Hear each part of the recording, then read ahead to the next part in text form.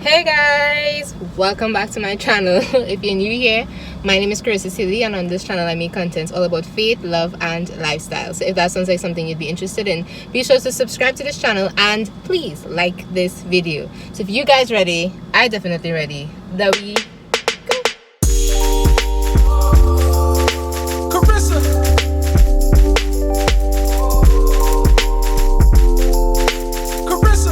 As you could see, she's back in the car, so that can only mean one thing: car travels. I decided to take this week's video on the road again. Thank you, Susan, for letting me do that. Just because I think it was pretty cool last time, and there's a lot more to be said now, right? So let me tune. I need to tune so I can get onto like the main places. And we'll be back. So guys, let me know how y'all are doing. If you're in Trinidad, you already know the current situation that's happening with our country right now in terms of all the restrictions and stuff that we're under. So literally, like, majority of the things are closed. The only things you really find open are groceries and shops and like pharmacies and stuff like that, and whatever they deem essential services. Most people home, or like a majority of the people home, and they're really trying to encourage that. And the latest development is that we are now under a state of emergency, so we have a curfew from 9 to 5. So that's the time that we have to be in our homes. We have to be in your house. You have to be inside by 9 o'clock, and you have to stay there until 5 o'clock. And like with all the recent developments and everything, it's, I don't know, I feel like it's been a lot for people to handle. For me, honestly guys, I don't want to say that I checked out, but I just feel like I've gotten to a place where I'm so secure in how I think God wants me to respond to this whole situation that I have like a peace about everything. Even though it's not an ideal situation, I'm still not like freaking out, and like I have to give God like all the praise for that, because there's so many people struggling in this season, especially with like their mental health and even their physical health, and not being able to do the normal things that you think would just help with that situation.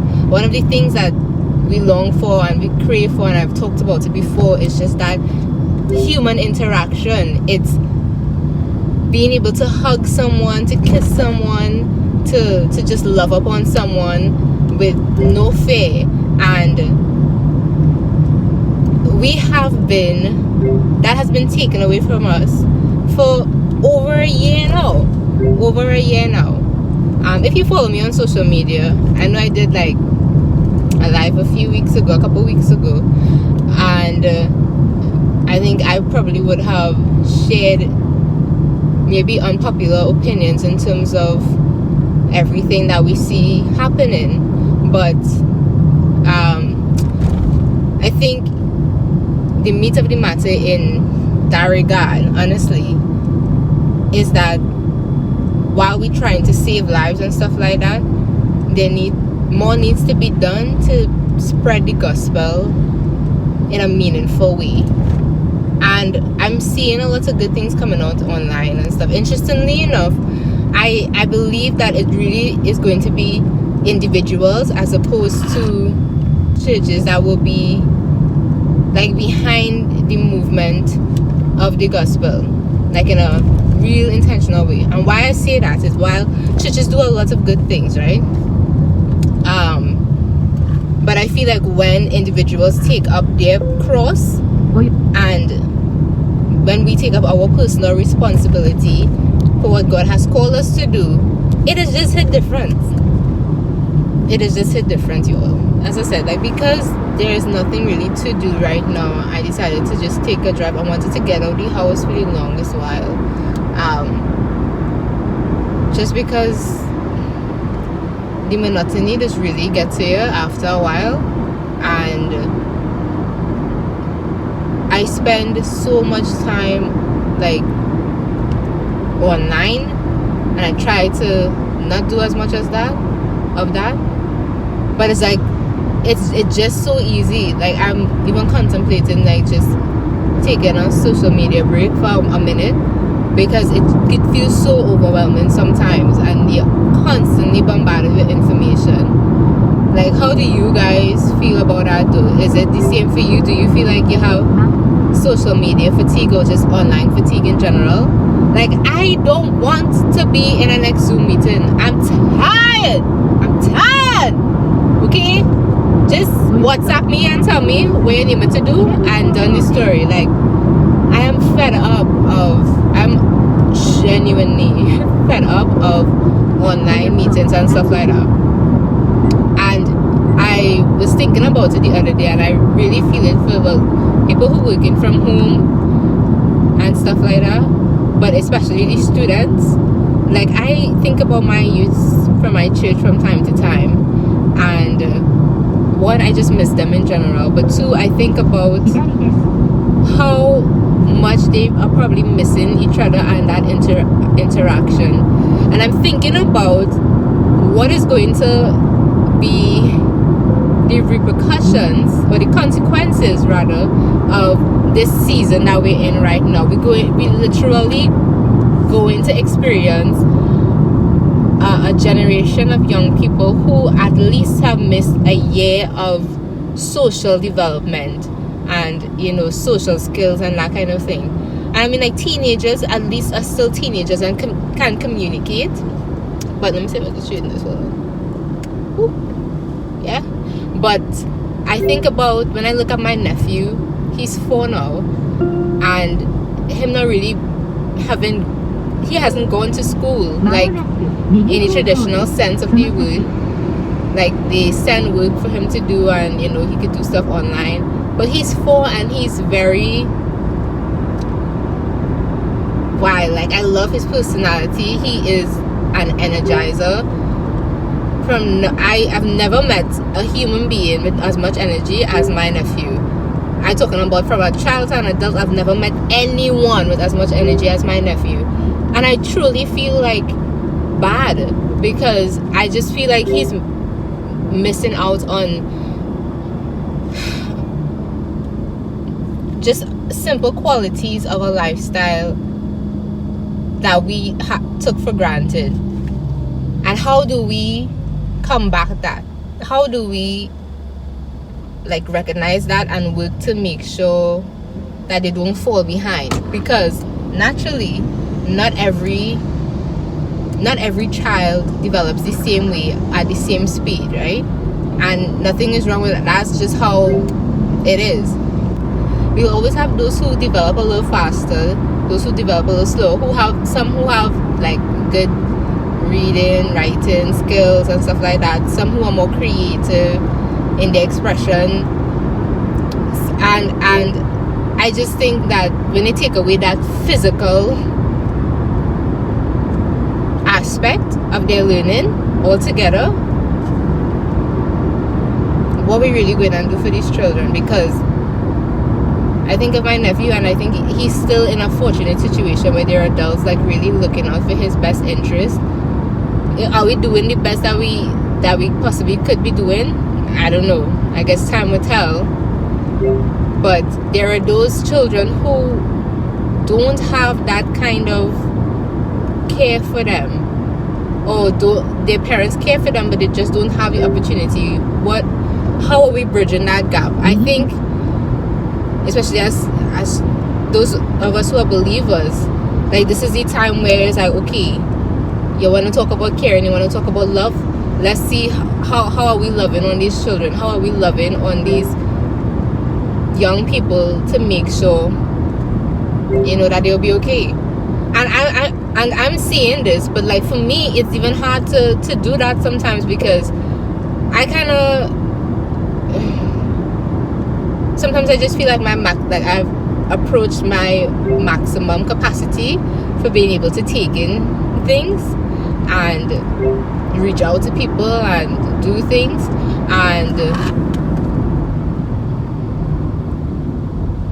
And so with that being said, it's like, how do we as like flawed creatures work with that?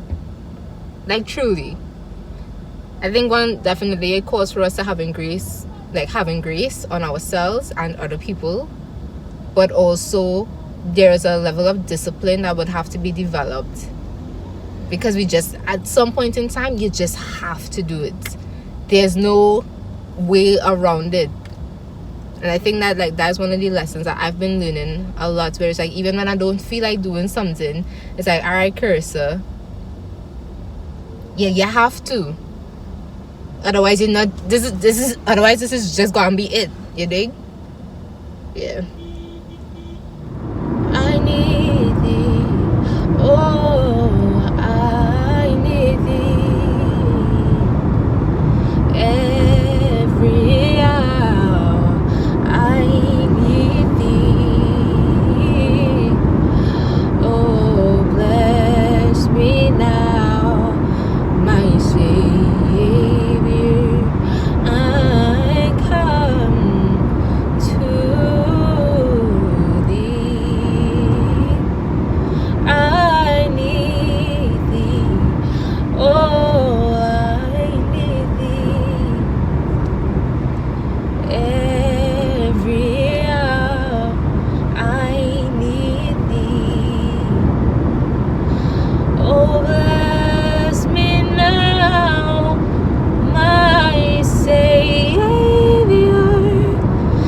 I come to thee. You know, one of the things like I often think about, or I find myself thinking about more often now, is just the cause of Christ, and the cost of Christ. 速度調査を検知しました。 Thank 安 you. 全運転を心がけましょう。 You know, when she say that, I'm gonna, it sound like Ansel Gibbs, TV6 News. But yeah, I've been thinking about the cause of Christ and the cost of Christ in terms of being a believer in this climate. And I just, you know, like, I could definitely tell that we're in a very special season in our lifetime. And I just, I'm amazed at how much can change in a short period of time. And I was just thinking, you know, I think about things a lot.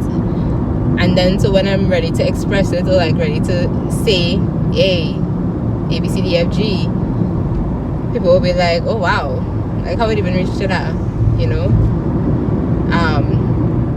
But my question to you guys would be, have you thought about the cost of Christ? Have you like really considered, like truly considered what it could possibly cost you, whether family, friends, relationships, job, security? Have you considered like all your options? And if it comes down to that, like if you will say, you know, yes, like no matter what happens, I'm in this for the long run.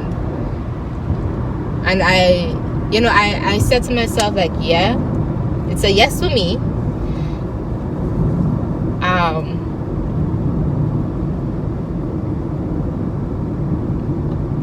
But realizing that might be a lonelier road than you expected is where it's kind of humbling to me, because I feel like sometimes we could just get caught up in our head about it and not realize like it's actually a very sobering thing to think about, you know, to truly consider.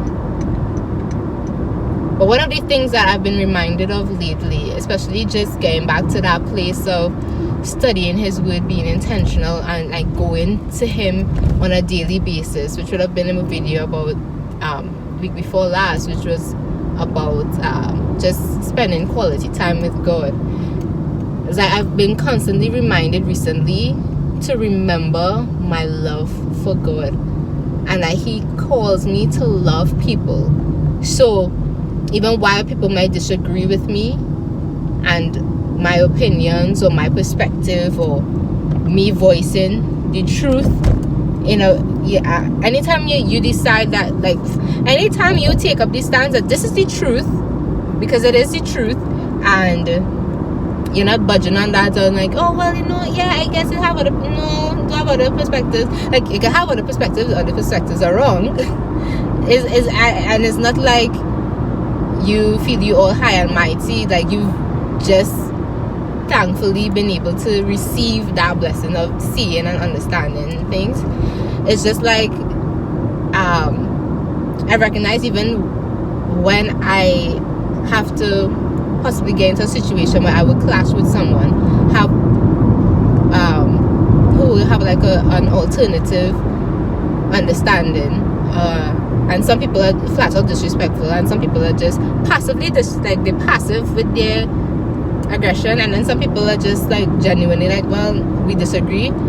It's like I have to remember, because of that love I have for God, that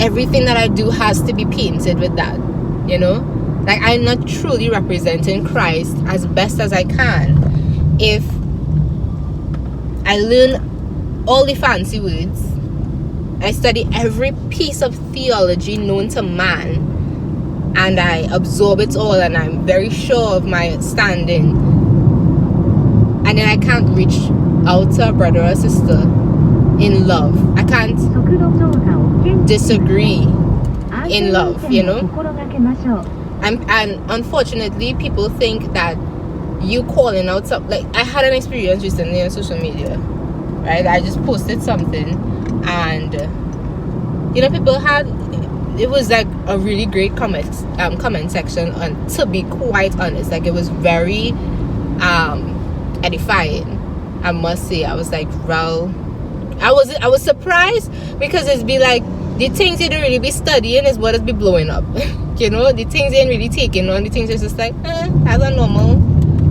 scene is what is randomly blow up. So I woke up to all the notifications, and I was like, oh my gosh, it's paragraphs people are messaging for me. But the thing that one of the comments that struck me was, in essence, right? So I'm paraphrasing. So if the person watches this video, I'm not trying to shame you, okay? Not about that life at all. But in essence, part of what was said was that me saying that there was an error is like when there wasn't, because he justified what he was saying. I had reacted to one of the those YouTube pastors kind of vibe, because he justified what he was saying. It wasn't an error, and me saying it was an error means like I'm getting into that space of I think I'm right and everybody else is wrong. And I was just like, first of all, like, you can't justify wrong. It is an error. I didn't say that there, but that's what I was thinking. I was like, it is an error. It's not the first time that he's made errors like this. 1, 2.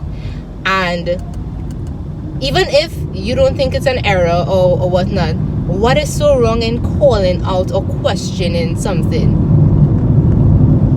We are not supposed to just blindly follow along every single thing just because we're accustomed or the person is captivating in the way that they speak, and it's like, yeah, because we have a lot of great motivational speakers, we have a lot of talented people, but that doesn't mean, like, even myself, I have been corrected before, thankfully for the most part I've been corrected in love, and so it hasn't been a demoralizing thing. But simply questioning something isn't wrong. That is love. Love is correction. No parent would see their child in danger or doing something that could potentially harm them just leave it as is. No true parent who loves their child. Like, you could never convince me of that. So with that being said, I just think like we have to be open to that. Now, if I was disrespectful, if I was just being rude and that kind of thing, like, that's a different story. But if you humbly,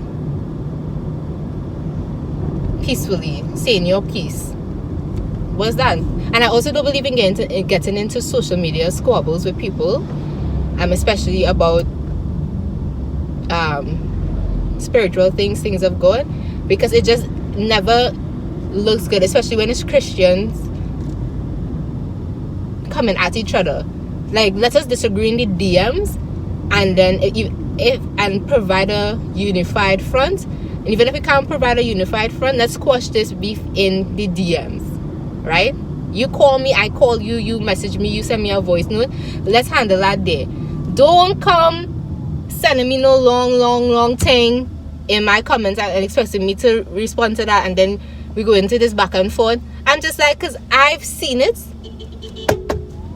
and I don't like it, much less for somebody else who could just use this as a, you see them Christian I them. So let's try to be wise about our social media usage as well. So that was a lot, but that was something that was on my mind too. Yeah, I think that's it. I feel like I'm all talked out. I also don't want the video to be ridiculously long, but you know, thanks for spending this time with me, y'all. Like, I really hope you're okay. And if you're not okay, please reach out to someone. We need community. Please, there must be someone that you could reach out to. And if it's not you that needs help, reach out to someone who you think may need help. Especially the you know, those people who don't necessarily seem like they would need help. You know, who appear to have everything together. Even those people who are always helping, you know, make sure and check in on them. Right? We're not perfect. I need to really get better in doing that myself. But, you know, it's like one day at a time we'll get done. Yeah? Alright, y'all. Well, with that being said, that brings us to the end of this week's video. If you enjoyed it, be sure to like the video, subscribe to this channel, and share the video with someone you think may enjoy it as well. If you'd like to connect with me more, you can send me an email, and my email will be on the screen, or you can connect with me through social media. My IG handle will be on the screen for you to follow me at. Y'all, until next time, keep your popping for Jesus, because truly and honestly, especially in this day and age, without him, we'll be a hot what? Mess. And not a cute. Alright, y'all, be good.